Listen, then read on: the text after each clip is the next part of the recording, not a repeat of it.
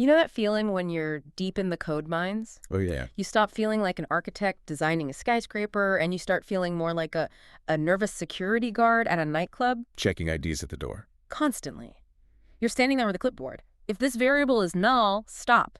If that user input is empty, throw an error. If the database connection blinks, please, for the love of everything, don't segfault. Right. It's that endless, exhausting parade of if-else statements just to keep the whole house of cards from tumbling down. It is the defensive crouch of programming. You end up writing more code to guard against what isn't there than you do processing what is there. It's so tedious. It is. And frankly, it's where most bugs hide. It's messy plumbing. And speaking of plumbing, that is exactly where we are going today. I want to ask a question that sounds, almost like a daydream. Yeah. What if the language handled those what-ifs for you? What if the what-if wasn't a check you wrote, but part of the math itself? It sounds like magic, but it's actually just, well, very rigorous logic. Yeah. And we're looking at a really specific, really fascinating entry today. I'm ready. It's titled Notes on Haskell Programming, Part 34. Catchy title. I bet the movie rights are already sold. Hey, it is technical, I'll give you that. It was written by Ang, who describes himself as an old software plumber, and it was published on his blog, kianmeng.org, just recently, January 17, 2026. I love that label, software plumber. It feels so grounded, and that's our mission today. We're not just looking at Haskell's syntax. We want to understand the philosophy of contexts. Right. We want to see how treating a function as something that lives inside a bubble can prevent your code from leaking. And Ang's notes draw this very sharp line between a regular function and what he calls a wrapped function. Okay. It sounds academic, but it solves that security guard problem you started with explicitly. So let's get our hands dirty. The source starts with a piece of math that looks deceptively simple. +1. Just a plus sign and the number 1 wrapped in parentheses. Right, so in Haskell, this is known as an operator section. It's really just syntactic sugar, a shortcut. If you see +1, it's a function that's incomplete. It's waiting. It's waiting for something. Saying, I have the operation addition, and I have one side of the equation, the number 1, but I'm missing the subject. It's a raw instruction, add 1 to blank. It's just hanging in the air. Exactly. If you give it a 5, the instruction snaps shut, gives you a 6, give it a 10, you get 11. The type signature, which is like the blueprint for the function, is num a equals a. Okay, let's decode that for the people who don't speak fluent compiler. It basically translates to, given that a is some kind of number, if you give me an a, I will give you back an a. Input a number, get a number. A strict contract. And if you break that contract, the bouncer throws you out. And strict contracts are great until reality shows up. So this is where Ang introduces the twist in the notes. He takes that simple needy +1 function and he wraps it. He writes just +1. And this is the critical shift. Just is what's called a constructor for the maybe data type in Haskell. Maybe. It's one of those concepts that once you see it, you can't unsee it. It feels like it solves everything. Think of a nation of. Maybe as a context. It's a box. Oh. Or let's stick with the safety theme. It's a hazmat suit. The box might contain a value, just something. Or it might be completely empty. Nothing. So +1 is the tool, the screwdriver, and just +1 is the screwdriver sealed inside a glass case. That is a perfect analogy. Or, to use the language of the source, just +1 is the function existing within a specific context. The source explicitly states that a context represents extra structure or metadata around a value. So the function isn't just floating in the void anymore. It's encapsulated. And when you put the screwdriver in the case, the blueprint, the type signature, that has to change, right? It can't be FN anymore. No, it changes drastically. Yeah. The source notes that the type for just +1 becomes name. Maybe a. Maybe AA. That parenthesis placement seems to matter a lot here. It really does. It means the function itself, the actual mechanism that adds one, is what's optional. We aren't just dealing with a number anymore. We're dealing with the possibility of a transformation. The function lives inside the maybe wrapper. Exactly. So on one hand, we have the raw function, which is demanding a number right now or it will crash. And on the other, we have this wrapped function floating in a bubble, maybe existing, maybe not. Correct. And this distinction seems purely academic until you try to use them. And that's where Ang's notes really shine. He forces these two worlds to collide to show us the sparks. I love a good crash test. Let's break some code. Let's do it. We need a nothing. Yeah. In Haskell, nothing is a literal value. It represents the absence of data. It's like null in other languages. Sort of. It's safer and more defined. It's not a mistake. It's a valid state of emptiness. A non-numeric context. So I decide, hey, I'm going to take my regular raw +1 function and hand it a nothing. You want to add one to the void. Yeah, maybe I want to increment the concept of emptiness. And that is where you hit the wall. The source provides the exact error message for this experiment. It says, no instance for num. Maybe. That sounds like the compiler is politely confusing me. What is it actually screaming about? It's a total mismatch of expectations. The regular function +1 has that contract we talked about. A lie, where a is a number. It expects an integer, a float, a double. I handed it a box. You handed it a box. Even if the box is empty, the function doesn't know how to open boxes. It panics. It says, I don't have instructions on how to perform addition on the concept of an empty box. It's like trying to put a physical coin into a drawing of a slot machine. Exactly. It doesn't fit. Okay, fair enough. The raw function is picky. It wants raw numbers. But wait, we just spent all this time talking about the wrapped function, just +1. Right. That's inside the maybe world. Nothing is also inside the maybe world. They're neighbors. Surely they should get along. That is the logical assumption. You might think, I'll just take just +1 and apply it to nothing. Right. Like, just +1, space, nothing. Two wrapped things, go. And you go. Crash number 2. Seriously? But they're both in the bubble. Why can't they talk to each other? This is where the syntax bites you. The syntax you used, just putting them side by side, that's standard function application. So what's the error this time? It says, the function just is applied to 2 value arguments. Just is applied to 2 arguments. Wait, just isn't the function I want to run, +1 is the function. Exactly. Just is the wrapper. But Haskell reads left to right. It sees just. Then it sees +1. It thinks, okay, you're putting +1 inside just. That's argument 1. Then it sees nothing. And it thinks that's argument number 2. Yes. It thinks you were trying to shove nothing into that same just box. Ah, I see. I'm trying to pack the suitcase with too much stuff. I'm not telling it to use the function inside the suitcase. Precisely. And the just constructor only takes one thing. You aren't applying the function inside the context to the value inside the other context. You're just banging the boxes together. You need a way to reach through the walls of the context. Okay, so we have a problem. We have a function trapped in a bubble just +1. We have a value trapped in a bubble nothing, or maybe even just a 5. And we can't just mash them together. We need a bridge. We need something smarter than standard application. And this brings us to the hero of Ang's blog post, the applicative operator.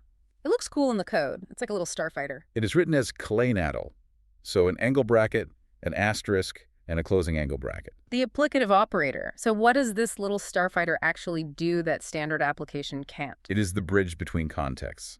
It's specifically designed to say, I see a function wrapped in a context on my left. I see a value wrapped in a context on my right.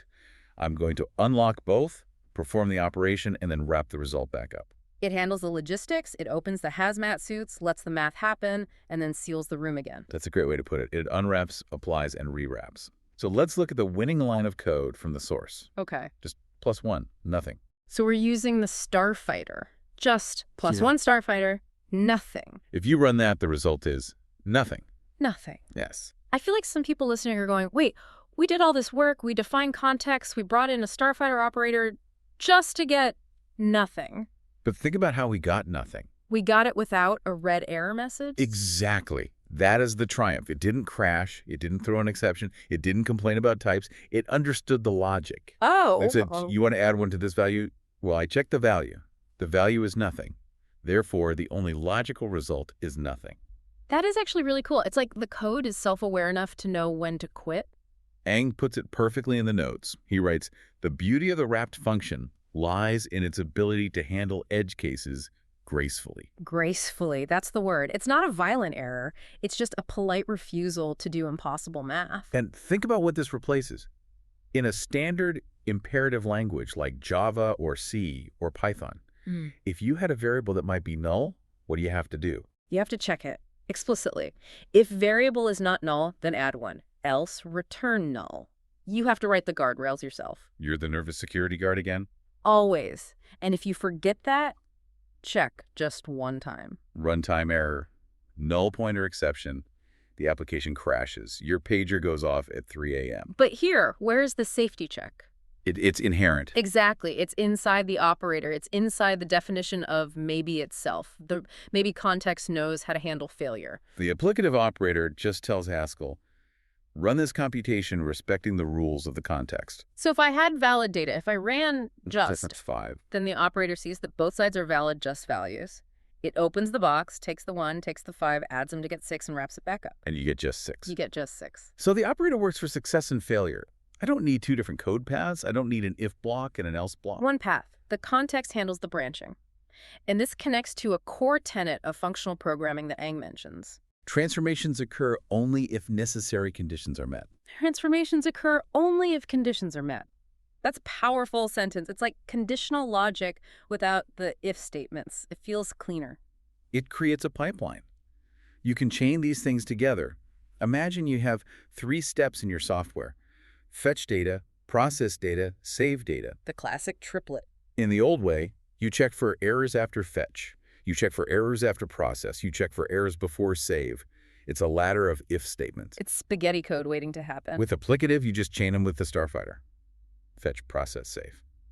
If the fetch returns nothing, the whole chain resolves to nothing instantly. The process step never even runs. It short circuits. The software plumber moniker really fits here. Ang's talking about building pipes that don't leak just because one drop of water is missing. And it's adaptable. The source highlights that the placeholder A in the type signature num I means anything numerical. Right, it's generic. So this logic works for integers. It works for floats.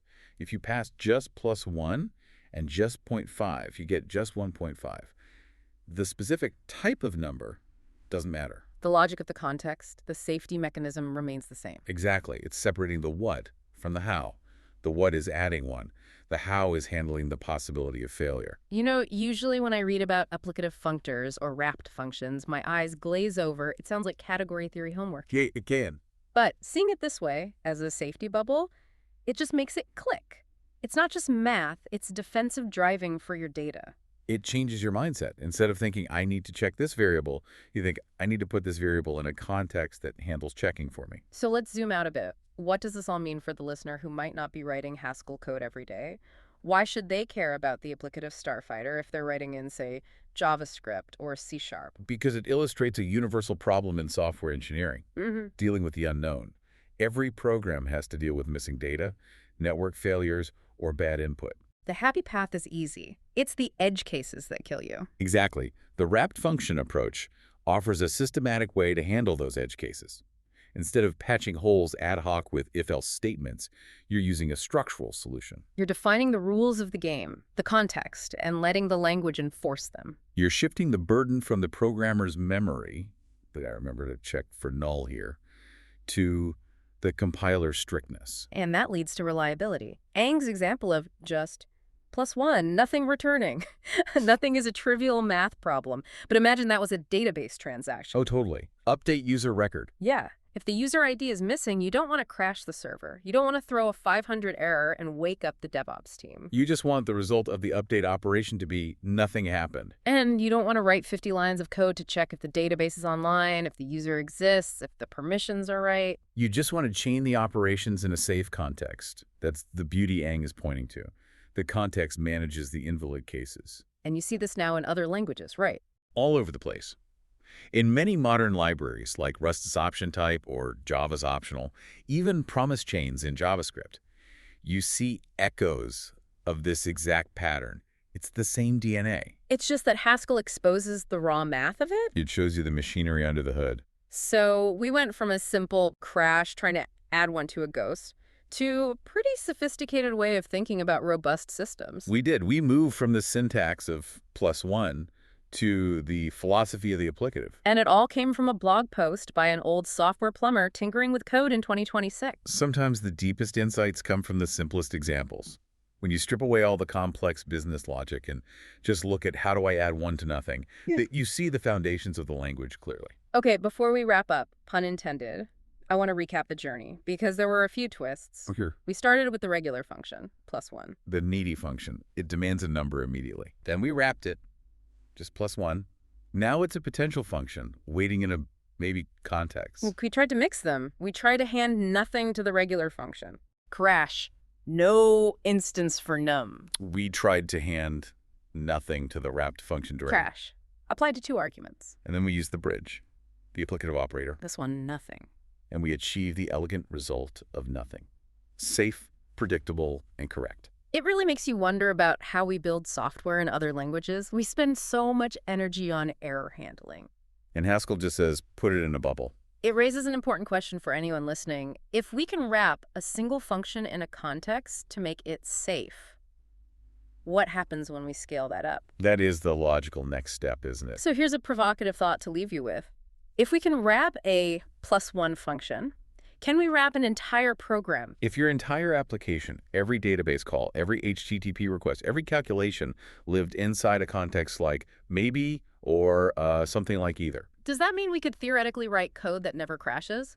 Code that, no matter what garbage you throw at it, simply returns nothing instead of a blue screen of death? It suggests that if we define our contexts correctly, the concept of a crash might become obsolete. The program would simply evaluate to a state of no result rather than a state of system failure. A world without crashes. Just a lot of elegant nothings. It sounds almost peaceful. It certainly sounds like better plumbing. Definitely. A huge thanks to Ang at keyandmeng.org for these notes. It's always cool to see someone documenting their learning process so clearly. Indeed. It's a reminder that even in 2026, understanding the fundamentals of how our tools work is the most valuable skill. Thanks for diving in with us. Keep your functions wrapped and your contexts clear. We'll see you on the next deep dive.